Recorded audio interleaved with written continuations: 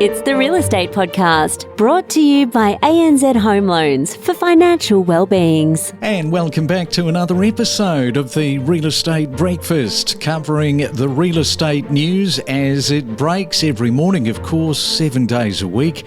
And you'll hear us on iHeartRadio, Spotify, Apple Podcasts, as well as Amazon. Up to a Thursday morning. Hope your working week is going well. And last week, we were talking with Asti about regional areas, and that included places like Mackay. We talked about Toowoomba, a regional city west of Queensland, and also touched on Dubbo in New South Wales. And then just a couple of days ago on Tuesday, we were looking at Maryborough in Victoria, not the one in Queensland. And now time to find out about another Victoria town, in fact, a couple of them.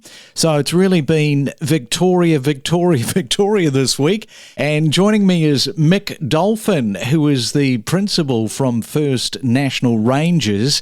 Couple of offices you've got there, Mick, Belgrave and Cockatoo. Good morning to you. Perhaps you can explain geographically where they sit. Yeah, good morning. So we have two offices. The main office is based in Belgrave and we have a secondary office in Cockatoo. Belgrave's situated around about an hour due east of Melbourne in the Dandenong Ranges, and Cockatoo is about a further 20 minutes drive on the fringe of the Yarra Valley, I suppose you'd place us as well. And how far away are you from Maryborough? So Maryborough is central Victoria. It's probably about three and a half hours drive from where we are. So quite a different regional area I'd classify as Maryborough as. So what sort of buyers have you been seeing that have decided to opt into the lifestyle where you are? Because one of the big things is, of course, you've got larger blocks that you're selling. Yeah, so that's exactly right. We're situated around half an hour from the fringe suburbs of Melbourne, where there's a large population. So we do tend to get a lot of lifestyle change buyers, families upsizing, wanting more land. You know, kids are growing, want more space. So, and people, I suppose, wanting to get out of the rat race.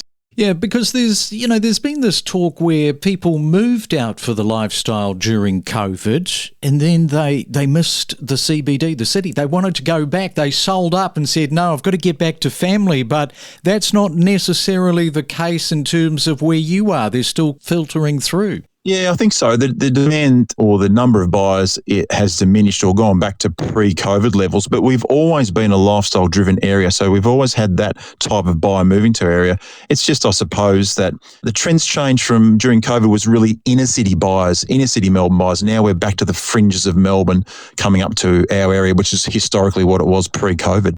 So somebody rings you and they say, look, really interested in a lifestyle property, Mick. What are some of the questions that they're asking? What are the sort of the top three things that they want to know? A lot of times it's partly about the property. It's actually about the facilities and the community that we have in the area. They're often worried that maybe there's not schools here or there's not the shops here that they're expecting. And they're usually pleasantly surprised that you don't have to move from this area to get everything that you want, perhaps with the exception of the large bulk stores, which you'd probably have to drive half an hour to 40 minutes to get to. So it's partly about the property, but it's also partly about their family and the facilities that they're going to experience up here. And we're blessed that we've got some really great facilities in the area still. And I was talking to Kate there on Tuesday in Maryborough. We talked about the Wi-Fi, the fibre, of course, just so really important when it comes to working from home. No doubt that is a question for those working from home that want to know, gosh, are we going to be connected? Yeah, that's a big question. We do get that. And predominantly up here, our internet service is mostly pretty good. There's a few pockets, obviously, on a property-by-property basis where the internet can be a little bit more challenging. But we've got options like Starlink, for example. So there's a lot of options here. But generally speaking, the ability to work from home is not too bad up in this area. 95% of the cases for houses. Gee, Starlink, how many times have we heard that word over the last 12 months? It's been a bit of a game changer. And the other thing that I wanted to ask you is investors. Now, are you finding investors there in Victoria, some of them starting to sell up due to the increased taxes? Yeah, there's no doubt that that's the trend. We had a few sell over COVID when the government introduced some extra compliance, and then subsequently this last 12 months we've had the investor tax, the land tax, which has come into play, and they're starting to get their bills now, these investors, and they're ringing me up and saying, look, we're certainly considering selling. A large percentage of people that are selling, and typically, unfortunately, they're getting bought by owner-occupiers. So we're seeing that investor pool of houses diminish. And what that's led to is an increase in rents and probably a 20% year-on-year growth in rental prices, which makes it difficult for tenants. And because of our area in particular, it was only around 10 or 11% of properties are actually investment-type properties. So our rents are actually relatively high by comparison with some of the surrounding suburbs in the outer eastern Melbourne area. And does that put a bit of a dent in your rent roll? Yeah, it does. I think we probably, even though we've consolidated a few local businesses into our rent roll, we probably would have seen a 20% change or diminishment of the rentals if we weren't incorporating other businesses. And we're fortunate that we've got probably the largest number of rentals in the area. So that's good for us, but it is difficult for tenants to find properties. All right, so we're talking to Mick Dolphin, and he's in a couple of different locations in Belgrave and Cockatoo. When we come back in just a moment, we are going to talk about a story with a twist. It's a mansion that got absolutely tagged, spray painted, got a new lick of paint, you could say. We'll find out the story, the backdrop behind all of that next. Explore new property destinations where you could live with exclusive interviews covering real estate news and market insights. Hey, coming up on Saturday morning, we've got Anthony Landau, who is going to be back, and that is with Mortgage Talk. And if you've got any questions, let him know. You can email us to myrealestatepodcast@gmail.com. And good morning to you, Robin, in Brisbane. Great to receive your email. And you told us that you've been a listener for a couple of years and you've finally seen the light.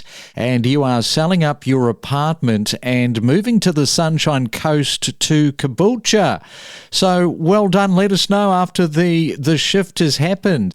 And if you would like to get in touch, that is the email, myrealestatepodcast@gmail.com.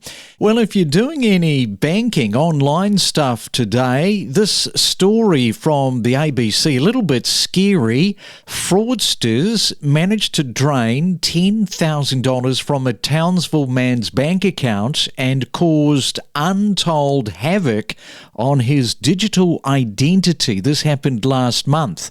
Now, what happened was within 24 hours, his phone number was illegally transferred, leading to credit lines opened in his name and loss of access to email and social media accounts.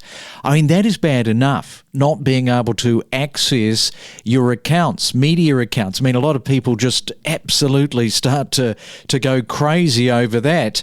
But it's led to $10,000 being taken out of his account. Now, despite protections, criminals are exploiting loopholes in phone porting and SIM swapping. I mean, they're just getting so sophisticated, and it highlights the vulnerability even with multi-factor authentication rules in place. And I know that they're working on this constantly to try and stay one step ahead of the criminality, but gee, it's getting very, very tough. Remember, we are not a real estate company. We are 100% all about increasing your awareness and knowledge for buying and selling properties. And it is a Real Estate Thursday, and we're talking to Mick Dolphin. And as mentioned just prior to the break, got a little bit of a story out of one of the areas that you represent there, Mick, Cockatoo.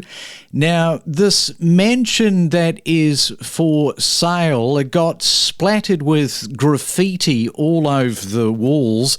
There's a bit of a story because it's described as a mansion, but the price is between 1.1 and 1.2 million, I think, is the list price. We won't talk too much about the list price, but more about this property. It's got a bit of history. Yeah, it's a bit of an icon for the area. It's certainly a very, very well-known property. And around 9 years ago, I sold it for the first time. The original owners were Eastern European and had decided that they wanted to build a beautiful large home in the wish that they'd have many children, but unfortunately they couldn't have children. So this house is about 90 squares and solely constructed out of bricks and masonry. And they lived in there until about 15 years ago when they passed away, and it's been vacant ever since. And the last time I sold it, it was sort of in fairly poor repair, but unfortunately the last 9 years it's become a mecca for people doing a bit of graffiti. So it's certainly a grand house in many regards. I suppose it depends on your style and your taste, but it certainly invites a lot of stories from the local area. Whenever I think over the last 9 years, I still, even when it wasn't for sale, I'd get a call about every once a month asking if it might have been for sale. It's been on some of these Facebook pages where it's abandoned houses and all this kind of stuff, and people have done video walkthrough tours. So it's just got a lot of history, I suppose, for a lot of people find it fascinating. We should point out it's got 8 bedrooms, 14 rooms, and it is on 13 acres. So it's quite a substantial property. How was it that it has ended up being in this abandoned situation for 15 years, you mentioned? When the previous owners passed away, they had no relatives, and they passed it on to some members of their church. The family there sort of presented it for sale, and it took a little while to sell. So it hadn't been occupied for a number of years. And then subsequently, the new buyer from 9 years ago had a plan of just making it a farm. And look, they just haven't done a whole lot on there. So it's sat there, and I think people are aware that it's not occupied. So, and it's an interesting building when you look at it from the street. So it's attracted lots of people. And I think predominantly with this Facebook post that people did with the abandoned houses, people have gone out there to investigate because it's just a fascinating property, and people just love the story and want to know, they want to see it with their own eyes. Yeah, it's quite a sad story now that I'm hearing it for the first time. The people bought it to raise children. They couldn't have children. Then they died, and then the church got it, and then it's on Facebook. It's being tagged. I mean, that's pretty incredible sort of a backdrop. Is there enough inquiries that you're hopeful that you're going to be able to sell it to somebody that's going to bring it back to life, to its former glory? Yeah, I think we've been very fortunate that due to the fact that it had good history last time being on Domain and Herald Sun and on the news, Channel 9 News, Channel 7 News. So we've made some contacts there, and because the history's there, we've been fortunate already to get a bit of coverage for the local paper and through Domain and the Herald Sun. So yesterday, I think I had a dozen inquiries on it alone. So certainly it's getting some very good traction again. My job in this case, as it was last time, is to filter out the people, I suppose, that are more serious versus the people that just love the story and want to have a bit of a look at it with their own eyes. So that's part and parcel of my job, and that's what I'll do. And we've already had some pretty good inquiries, to be honest, some really novel ideas, some people that want to restore it back to its former glory, some other people that have, maybe want to do a business venture out of there. So yeah, it's very interesting talking to the people and all the ideas that they have. Well, it's not one that you hear every day, and this property, as I mentioned, quite a substantial one with 8 bedrooms, 14 rooms, 13 acres, is in Cockatoo. Well, Mick, great to chat and find out a little bit about your business there and how you're going in 2024, and thanks for coming on to the Real Estate Breakfast this morning. My pleasure. I really appreciate your time, and everyone out there have a great day. Don't navigate the real estate market alone. Let us help guide you in the world of real estate every day. Make better informed decisions with the latest news and insights. And having a median house price of currently it was $357,000, which is absolutely phenomenal. That's for a house and land. Okay, people's hearts have just stopped. $350K. Just sort of break that down in terms of the land size and what sort of property would somebody buy for $350K? So generally on a $350K, you're looking at anywhere between 600 and 800 square metres. It could be either a weatherboard or brick home, and usually does need some love and attention. Not generally needing extensive, however, there are always those ones out there, but $350,000, you could actually be moving into a home that over the next few years, you might be able to transform into your dream home by doing little projects along the way. We connect you to the best real estate information across Australia. The Real Estate Podcast.